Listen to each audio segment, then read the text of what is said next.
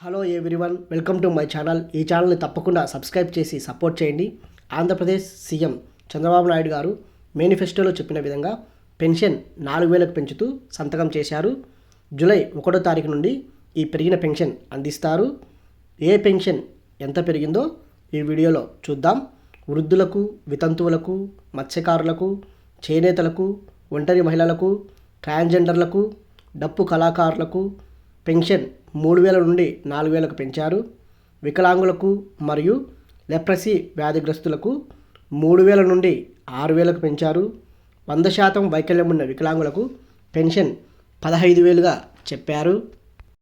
Paralysis మరియు accident అయిన వారికి 5,000 నుండి 15,000కు పెంచారు. 4 రకాల కిడ్నీ మరియు బైలేటరల్ ఎలిఫెంటసిస్ వ్యాధిగ్రస్తులకు 5,000 నుండి 10,000కు పెంచారు.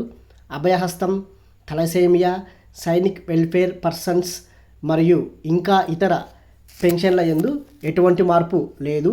ఈ వీడియో మీకు నచ్చినట్లయితే లైక్ చేయండి friends. Thank you to all.